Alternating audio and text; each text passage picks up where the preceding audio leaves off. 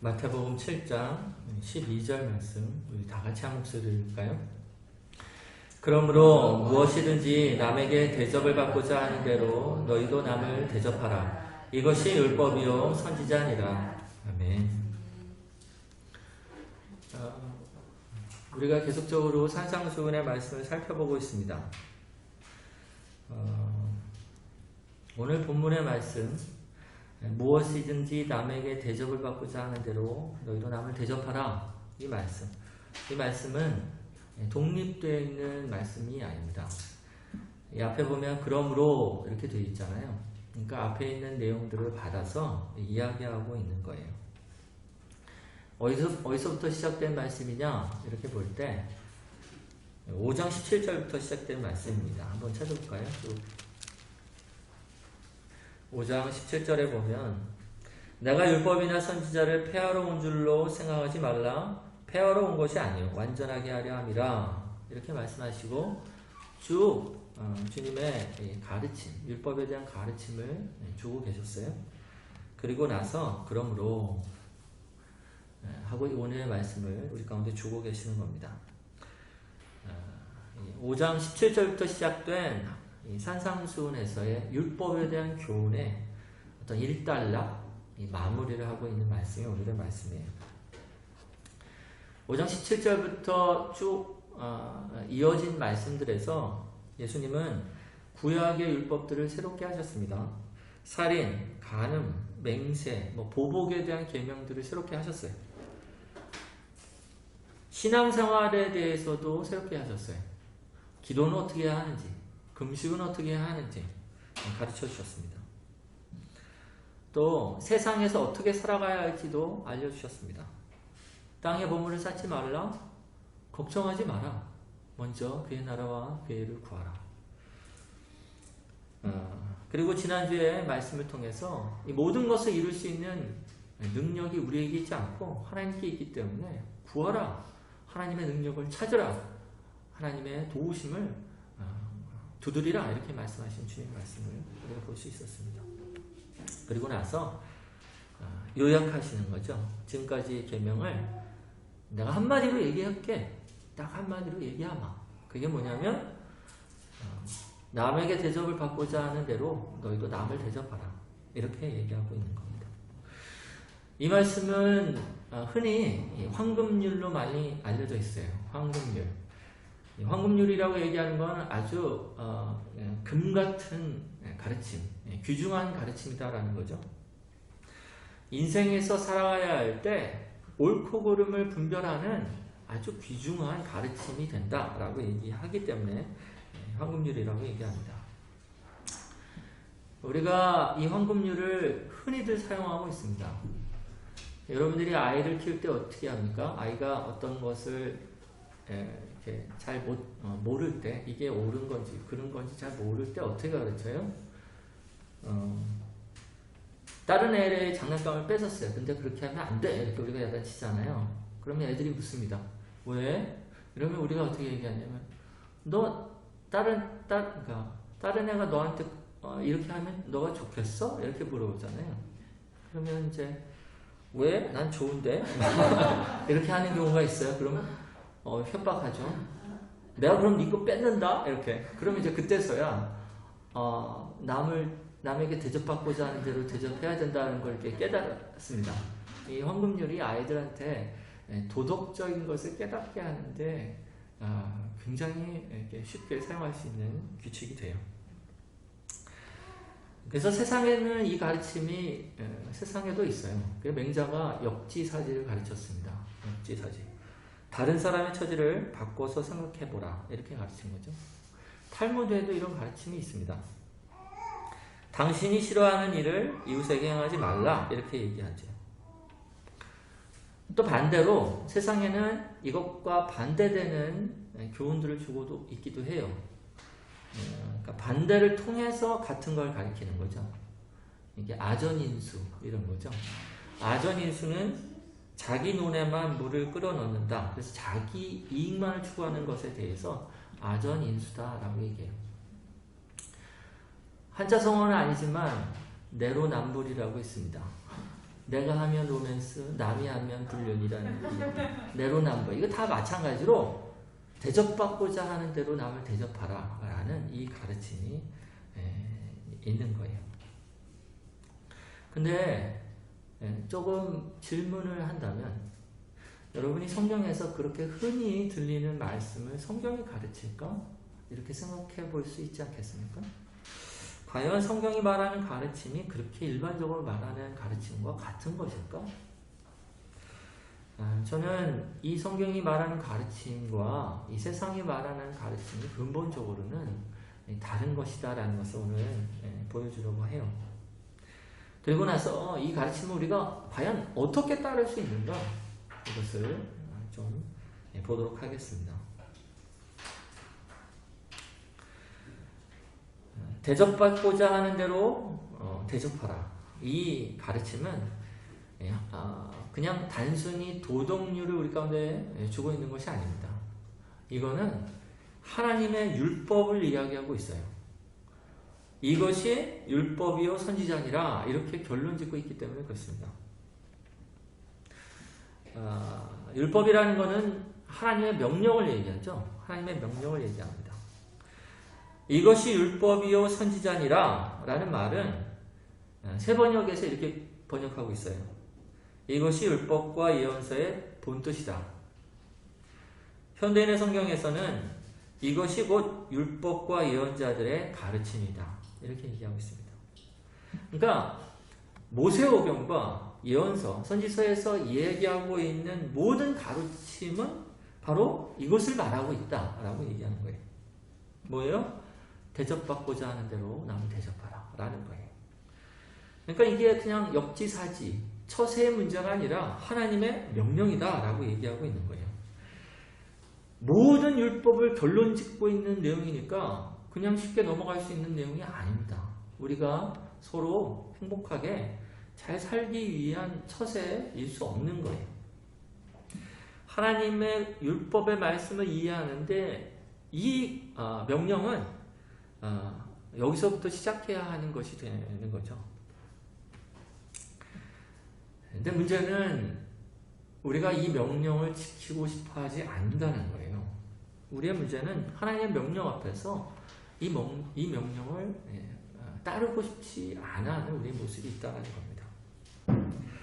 저는 이 명령이라는 단어를 이 시대 사람들이 참 싫어한다는 걸 알기 때문에 좀처럼 제가 하나님의 말씀을 가리키면서 이거는 하나님의 명령입니다. 이런 식으로 얘기하지 않았어요. 그렇죠? 어떻게든 설득하고 싶었어요. 하나님이 해야 우리 가운데 주신 의무입니다. 이렇게 얘기하면 괜히 반감을 갖고 있는 사람도 있지 않습니까? 근데 오늘은 좀 다르게 하려고 합니다. 저와 여러분이 이것을 하나님의 명령으로 이해하기를 바라요. 적어도 이 문제만큼은 그렇게 접근하면 안 됩니다. 이해하려고 하면 안 돼요. 이것이 율법과 선지자다. 다시 말해서 이것이 하나님의 명령이다라고 얘기하신 예수님의 말씀을 기억한다면 우리를 설득하려고 하시지 않는 예수님이라는 것을 우리가 기억할 때 주님의 명령이라는 것을 좀 받아야 할 필요가 있다고 믿습니다. 하나님의 명령 앞에서 우리가 해야 할 것은 우리 뜻을 굴복하는 거죠. 우리의 마음을 내려놓고 우리가 하고 싶은 것을 내려놓고 이 명령을 준행하기를 바라야 합니다. 근데 여기서 이제 우리의 문제가 드러납니다. 로마서 8장 7절에 보면 육신의 생각은 하나님과 원수가 되나니 이는 하나님의 법에 굴복하지 아니할 뿐 아니라 할 수도 없으리라. 우리가 육신의 생각 가운데 있을 때는 하나님의 명령을 따르고 싶지 않아서 하나님과 어떤 관계가 된다고 했어요? 하나님과 원수가 된다 이렇게 얘기하고 있어요. 하나님과 원수가 됐는데 어떻게 하나님의 명령에 올곧게 순종할 수 있습니까?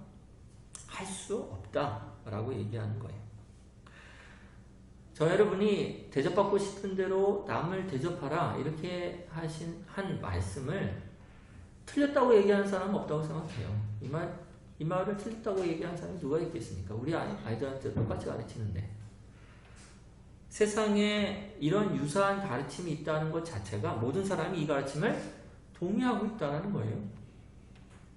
근데 이것이 하나님의 율법 내지는 하나님의 명령으로 듣지는 않고 있어요. 세상 사람들이 이 명령에 굴복하고 있지 않은 거예요. 그렇기 때문에 이 가르침, 이 흔한 가르침을 따라갈 수 없는 겁니다. 그래서 세상에 그렇게 갈등이 있고 전쟁이 있고 싸움이 있는 거 아닙니까? 이 모든 문제의 중심에는 우리의 자아가 있는 거예요. 우리의 자아가 주님께 굴복하지 않으려고 해요. 그래서 사람들과의 관계가 그렇게 어려운 겁니다. 그냥 저 사람과의 관계가 어려운 거는 저 사람의 문제, 나의 문제, 그냥 독립된 문제가 아니라 우리 모두가 하나님의 명령 앞에 굴복하지 않은 이 문제가 있다는 것을 기억해야 합니다. 세상 사람들이 하나님을 싫어하는 이유가 뭘까요? 예? 사랑이 하나님이랬는데 우리를 보살펴 주신다는데 왜 하나님을 싫어할까요? 예? 자꾸 간섭하니까 그래요. 이거 해라 저거 해라 이렇게 자꾸 간섭하니까 하나님을 싫어하는 겁니다. 율법의 여러 가지 계명들을 통해서 해야 할 것, 하지 말아야 할 것들을 계속적으로 우리 가운데 권면하고 있기 때문에 하나님을 싫어해요. 많은 사람들이 담배와 술 문제를 끊지 못하기 때문에 예수를 믿지 못한다고 하는 사람이 많아요. 그럼 얘기합니다. 펴라, 먹어라, 예수만 믿어라. 그래도 안 믿으려고 그래요. 자기도 알죠. 그거 외에 주님이 요구하고 계시다는 걸 알기 때문에 안 와요. 안 올라고 합니다. 하나님이란 분에 자기가 굴복하려고 하지 않고 있기 때문에 모든 문제가 생기는 겁니다. 내가 스스로 결정하고 내가 스스로 선택하기를 바래요. 자기의 자아가 하나님 위에 있는 겁니다. 그러니까 육신의 생각, 자기에게 중심되어 있는 육신의 생각은 하나님과 원수가 되는 거예요. 그렇기 때문에 우리가 죄인됨을 깨닫는 것, 그래서 하나님 앞에 굴복해야 하는 것, 이것이 하나님의 계명을 따르는 유일한 길이 돼요. 그리고 대접받고 싶은 대로 다른 사람을 대접할 수 있는 유일한 길이 됩니다. 순서를 얘기한다면 이런 식이에요. 먼저 우리가 죄인됨을 깨달아야 돼요. 아주 절대적으로 이것이 필요합니다. 다시 팔복으로 돌아갑니다. 거듭난 사람에게 있는 이 팔복, 가난한 마음, 의에 줄이고 목마른 마음, 애통하는 마음이 없이는 절대로 산상수훈의 그 다음의 교훈들을 따를 수가 없어요. 남을 대접하고 싶은 대로, 내가 대접받고 싶은 대로 남을 대접하지 못하는, 율법을 지키지 못하는 우리가 돼요. 그래서 주님은 우리 마음을 가난하게 하세요. 그래서 주님은 우리 마음을 애통하게 하세요. 우리 죄를 깨닫게 하시고 우리가 얼마나 하나님 앞에 얼굴을 들 수 없는 존재인지를 일생을 통해서 깨닫게 하십니다. 특별히 그리스도인들은 더 그렇게 하십니다. 인생을 통해서 자기의 모습을 보게 하시고 깨닫게 하시고, 그래서 정말 예수를 믿지 않고는 나에겐 소망이 없구나. 내가 예수를 붙잡지 않고는 나에겐 소망이 없구나. 예수께 나아가지 않고는 나는 살 길이 없구나. 이렇게 그리스도께로 돌아가도록 하게 합니다. 주님께로 돌아가면 주님은 주님의 얼굴빛을 비춰주세요. 그 은혜의 빛을 비춰주십니다. 그리스도 안에는 은혜와 진리가 충만해서 그리스도를 붙잡는 자들 가운데, 자기의 죄를 깨닫고 그리스도를 붙잡는 자들 가운데는 한량없는 은혜를 베풀어 주시는 겁니다. 그 은혜를 그때 받을 때에야 내가 저 사람과 비교해서 더 낫다, 내가 저 사람보다는 조금 못하다라는 비교의식이 사라지는 거예요. 대접받고 싶은 대로 남을 대접하라 라는 계명을 지키지 못하는 거 안에는 내가 무언가 저 사람보다 더 낫다, 내가 저 사람보다는 좀 나은데 저 사람이 왜 나한테 그렇게 대접을 안 하지? 하면서 이제 갈등하는 거 아닙니까? 그러니까 자신의 모습을 참으로 발견하지 못한 상태에서는요, 절대로 이 계명을 지킬 수가 없어요. 더 나아가서 그럼에도 불구하고 나에게 은혜를 베푸신 예수 그리스도에서 알지 못한 이상 그렇게 할 수 없게 돼요. 우리가 그 은혜를 깨달을 때 우리는 주님을 사랑하게 되고, 그 은혜를 깨달을 때 우리가 주님을 예배하게 됩니다. 그 은혜를 깨달을 때 어떤 식으로든 하나님께 보답하고 싶어 해요. 그게 인지상정입니다. 우리가 은혜를 받았을 때 되갚으려는 마음이 없으면 은혜를 받은 게 아닙니다. 그런 마음이 생기지 않는 것은 은혜를 받지 않은 표징입니다. 정말로 값없는 은혜를 받으면 내가 그 은혜를 보답하는 것이 그 은혜에 비하면 아무것도 아니지만 그래도 뭔가 이 빚진 마음이 생기지 않는 것은 은혜를 받은 사람의 표상이 아니에요. 그 뭔가 하나님께 받은 빚을 갚으려고 두리번거리다가 하나님의 율법을 발견하는 겁니다. 내가 바라는 건 이거야 라고 얘기하시는 주님의 율법을 발견하는 겁니다. 그러면 율법이 어떻게 돼요? 나를 옥죄는 것이 됩니까? 아니죠. 이제 하나님께 되갚을 길을 찾은 거예요. 그러니까 율법을 볼 때 얼마나 기쁜지 몰라요. 내가 주님 이게 기뻐하신단 말이야? 내가 이렇게 하면 주님이 내가 받은 은혜에 대해서 보답할 길이 있단 말이야? 라고 드디어 감격하게 되고 그 길을 통해서 하나님께 보답할 수 있는 삶을 살아가게 되는 겁니다. 그래서 존 오웬이 이렇게 얘기해요. 아버지이신 하나님이 사랑이 충만한 아버지로 보일 때 영혼은 그에 대한 반응으로 하나님에 대한 사랑으로 가득 차게 될 것이다. 이것이 믿음 안에서 받으실 만한 모든 순종의 토대다. 우리가 순종하게 될 때 토대가 있어야 돼요. 딛고 순종해야 합니다. 강박, 해야만 한다. 이렇게 안 하면 혼난다. 뭐 이런 식으로 하는 건 하나님 기쁘실 만한 것이 아닙니다.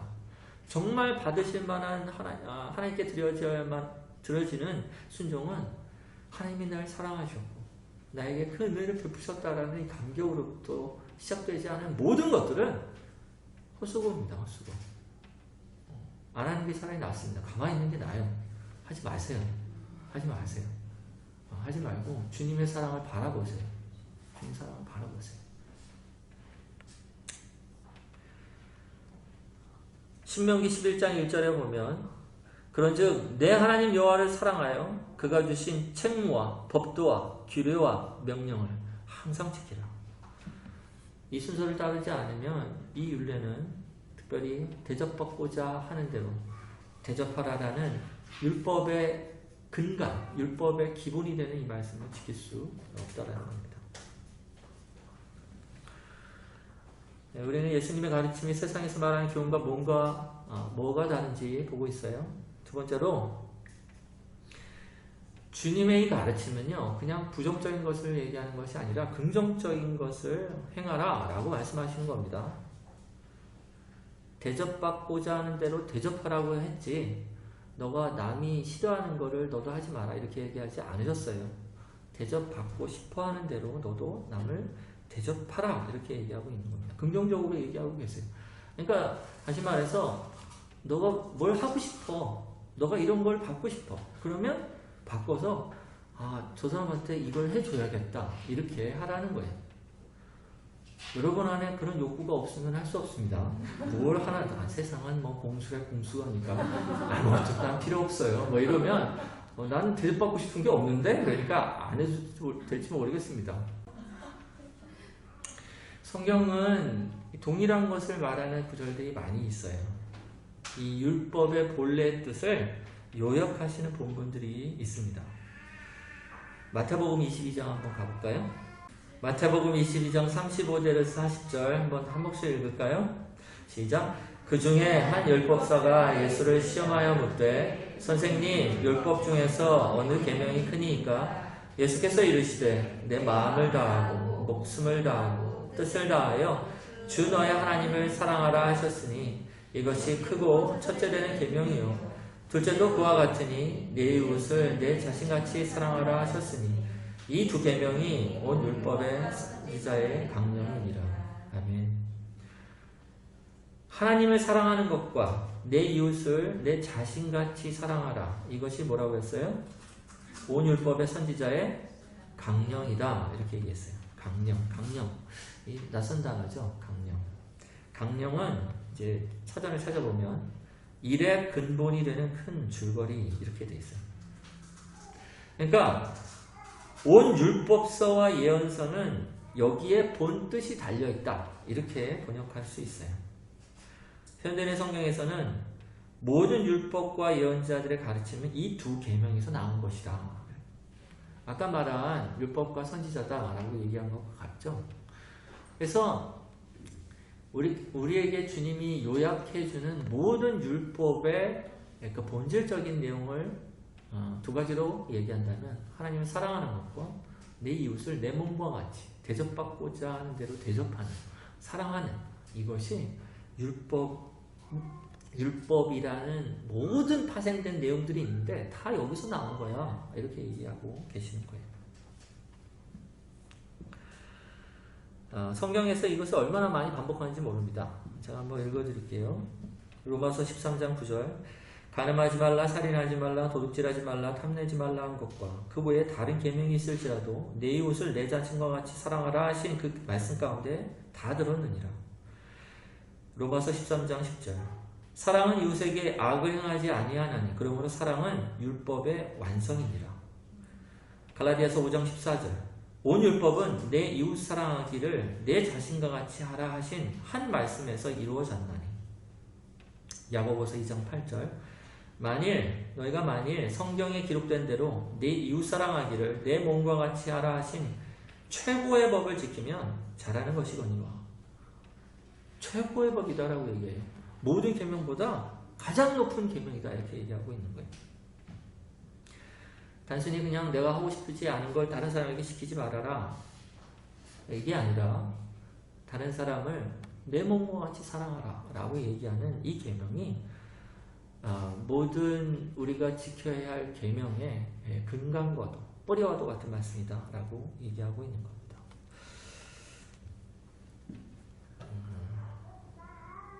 C.S. 루이스가 이렇게 얘기해요. 오늘날 선량한 사람 20명을 찾아 최고의 미덕이 무엇이라고 생각하는지 묻는다면 그중 19은 비이기심이라고 답할 것입니다. 하지만 과거의 위대한 그리스도인들에게 같은 질문을 던졌다면 거의 대부분은 사랑이라고 답했을 것입니다. 비이기심이라는 소극적 이상을 가진 사람은 다른 사람에게 좋은 것을 주는 일이 아니라 내가 좋은 것이 없이 지내는 일에 주로 관심을 보입니다. 단순히 그냥 자기 금요, 내가 나쁜 짓을 하지 말아야지, 내 이기심이나 자아를 내려놔야지, 이것이 원래 성경의 의도가 아니라는 거예요. 이것은 기독교에서 가르치는 사랑과 다릅니다. 신약 성경에서 자기 부인에 대해 많이 말하지만 자기 부인 자체를 목적으로 제시하지는 않습니다. 그러니까 우리가 이기적인 우리 자아와 싸움에서 어떻게든 우리 이기적인 자아를 통제하려고 하는 이유가 뭐냐면 더 높은 수준, 이제는 내 자신이 통제가 돼 라는 더 높은 수준에 이르고자 하는 것이 아니라 내 자아를 통제해서 다른 사람을 사랑하도록 하게 하는 이 일들을 위해서 우리 자신을 통제하는 겁니다. 지금 코로나 팬데믹으로 사람들 사이의 관계가 많이 뚝뚝 떨어졌습니다. 사람들 만나기가 많이 어려워졌어요. 저는 점점 이것이 우리의 습성이 되지 않을까 이렇게 걱정이 돼요. 그냥 그렇게 사는 게 좋다 이렇게 느껴지게 될까 걱정이 됩니다. 내가 다른 사람에게 피해 주지 않으면 되는 거 아니야? 근데 그래요 안 그래요? 안 그렇습니다.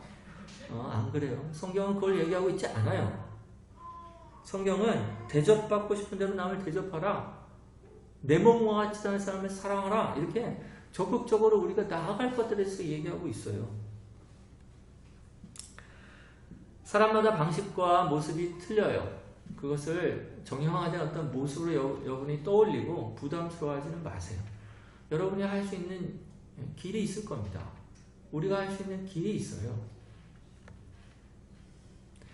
하지만 그럼에도 불구하고 여러분의 마음에 정말 어려움이 있어요. 그러면 다른 사람을 떠올리라는 거예요. 내가 정말 마음에 오늘 적적하고 외로워요? 그러면 적적하고 외로운 사람을 떠올리고 그 사람에게 나는 적적하고 외로우니까 누군가 나한테 이래줬으면 좋겠다 라고 생각하는 순간 저 사람에게 내가 그렇게 해줘야겠다 이렇게 하라는 거예요. 지혜를 달라고 기도해야 합니다. 순간순간 또 용기를 달라고 기도해야 돼요. 우리가 정말 거듭난 자잖아요. 아멘. 우리가 주님의 백성이 되었잖아요. 아멘. 이때 우리 가운데는 점점 주님의 모습을 따라 성장해야 할 하나님의 소명이 있는 겁니다. 저는 산상수훈을 쭉 보면서 이제 몇 주이면 마칠 텐데 정말 이 시대에 산상수훈이 필요하구나 이런 생각이 들었어요. 너무나 달라요. 산상수훈이 가르치는 가르침과 지금 세상이 말하는 가르침과 너무나 다릅니다. 아주 옛날에는 비슷하게 얘기하면서 슬쩍 뺐다면 이제는 대놓고 산상수훈의 가르침과 대적합니다. 우리가 하나님의 백성인데 하나님의 말씀을 멀리하고 그것을 따르기를 멀리하면 우리는 하나님 나라의 백성의 특성들을 잃어버리고 모습들을 잃어버려요. 세상 사람들인지 하나님 나라의 백성인지 잘 모르게 분간이 없게 교회와 세상이 뭔가 다른 게 아무것도 없는 그런 사람들을 살아가기 때문에 그래서 교회를 욕하는 겁니다. 그래서 지탄을 받는 거예요. 더 나아가서는 하나님도 이것들에 대해서 굉장히 참 어떻게 보면 진노하고 계시는 것을 봅니다.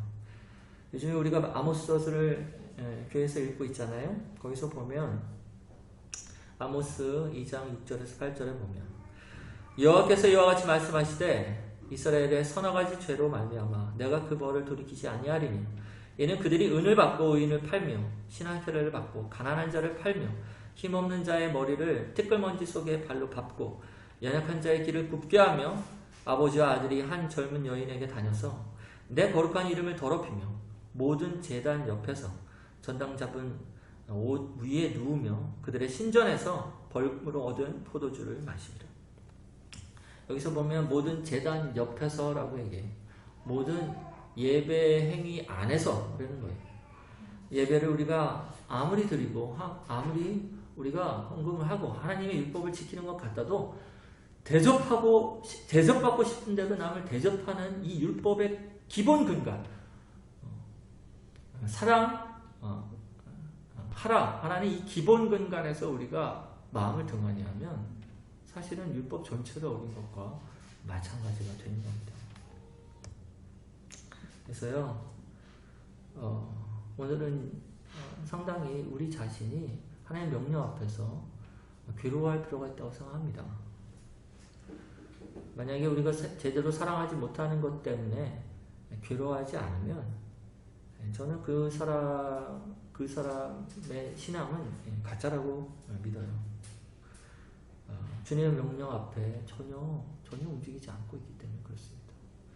그래서 우리가 애통한 마음을 가져야 할 지점이 어디냐? 우리가 능력이 없어서 애통하고 이런 거는 참 어리석은 겁니다. 우리가 뭐 영향력이 없어서 애통하는 건 되게 어리석은 겁니다. 세상 사람들보다 우리가 가진 것이 없어서 애통하는 건 되게 어리석은 겁니다. 사랑이 없어서 애통해야 돼요. 우리가 사랑해야만 하는 그래서 사랑받은 자인데도 여전히 사랑하지 못하는 우리의 모습을 볼 때 애통해야 합니다. 이 시간에 그렇게 주님 앞에 나가서 우리의 마음을 새롭게 하는 저와 여러분 되기를 주의 이름으로 축원합니다.